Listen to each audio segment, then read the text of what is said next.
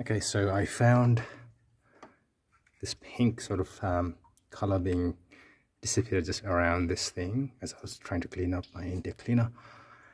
So I've decided to replace that with a genuine thermostat housing or whatever they call it. I think it comes with an O-ring for the cooler.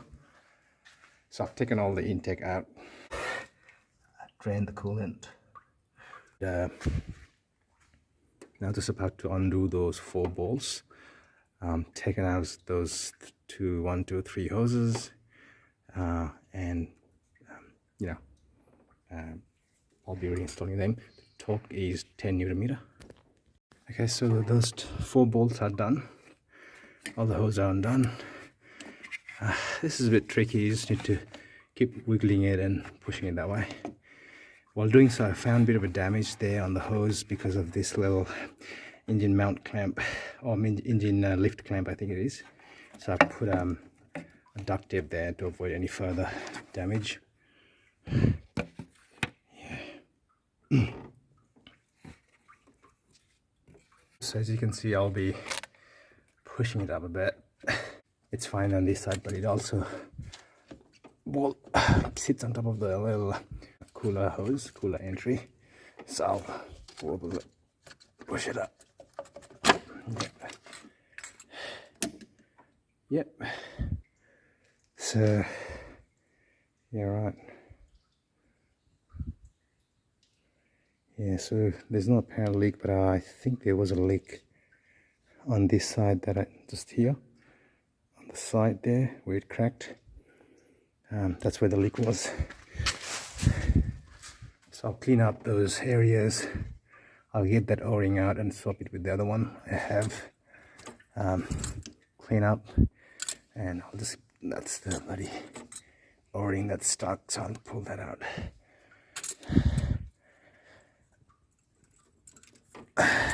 So that'll go with the thing to the bin.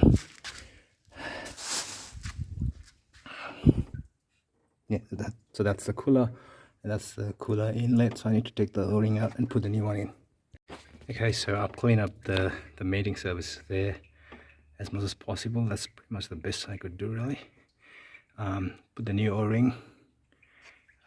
Getting that bloody O-ring out was a bit of a hassle, so I had to get all these O-ring pull up to get them out. So the new one sits pretty, I think it protrudes out a bit more obviously than the old one. So hopefully, I'm sort of thinking maybe that was one of the point of leak as well. So yeah, I'll put the new Landrover items back. I'll have to have the torque wrench to torque it to 10 Newton meter for all of those 4. But what I'm going to do is I'm going to just put it in position, connect all the hose, and then only torque it, because I don't want to, because there's a lot of wiggle involved, so I don't want to damage that once it's fixed. So I'll just put the bolt loose enough so it moves as I sort of try and plug those hoses in. Then I'll show you in the reverse order what to install afterwards. Okay, so I've tightened that, so it looks like they're all good. I've tightened that enough. Filter steady, 10 Newton meters. In the meantime, I'm changing the expansion tank as well, so I need to slide this steering fluid tank out. This is already out. This is the washer. So I'll need to undone this. So I have just undone the hose here from here. So there's one hose just down there which I'm trying to get into, because I don't have a proper tool. I only got this bloody plier. It's a bit of a hassle, so I'm trying to loosen that. There's a 2 bolt there, 10mm bolt. So I'll have a bit of then I should be able to wiggle this a bit, so I can take those clamps out and pull this tank out. So the other thing about the tank is there's a little clip here at the edge that hooks itself into that little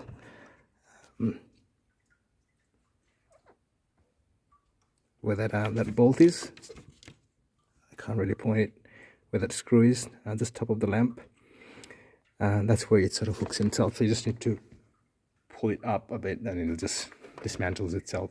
Now I'm going to try and get hold of that clamp there for that bottom hose and get rid of that, and I have a replacement tank ready to just to put it back in the reverse order. All right, so that's the new tank with the level sensors on it already.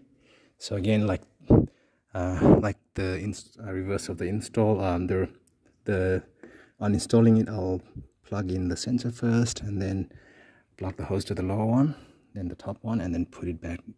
I'll bolt it together. So it's a bit of a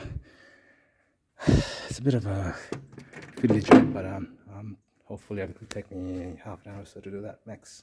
Obviously, because it's Landrover, it's nothing's easy. So to access the bottom sensor, to plug this in and to properly put it in, I had to take the grill out, followed by the headlight, so I have a proper access. Okay, so I put this Y throttle control body. I think this is air intake parts. So I put the connection in. It's a bit of a drama to get those clips on because I don't have a proper tool. I had to use a plier to push them together, and a trim tool like this to wedge it out and push it back on. So it took me literally almost 5 minutes for this and maybe 2 minutes for the other side. So they are all together. So I'll put the hose back in, the inlet hose, the fan cover. I'll leave the lights like that, so I'll leave it open so I can see the level. I can see the level, the coolant level. So what I'm going to do now is I'm going to use a coolant flush, radiator flush. Sorry. I'm going to put it through the tank, and then I'm going to use, I don't know, 5 or 10 liters of demineralized water. I think it's going to be around 9 or 10 liters total. Run it for half an hour, maybe test try it, bring it back, let it cool, dump the coolant again, and do just the mineral water second round so I can flush the whole system. Then I've got a coolant, super heavy duty coolant. I'll mix, it's a 50-50 mix, so I'm going to mix that with a similar portion of water. Alright, so I'm going to put the radiator flush in.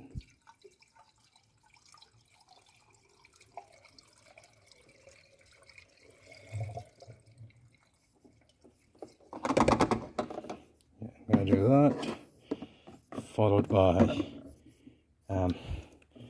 as much water as it fits. I think it's got a tenner, so I've got a level range here, cold range, so I'm going to follow that. So there'll be around I've got 30 liters of, I've got 30 liters of oil, so I can have enough to top up. I'm going to top that up, start the engine, run it for, take it for a half an hour, 20 minutes drive, bring back, let it cool down, flush that all again, put just the water in, run it for half an hour again, flush that in, and put the final one. In the meantime, I'll be monitoring for any leaks through there, and we'll go from there.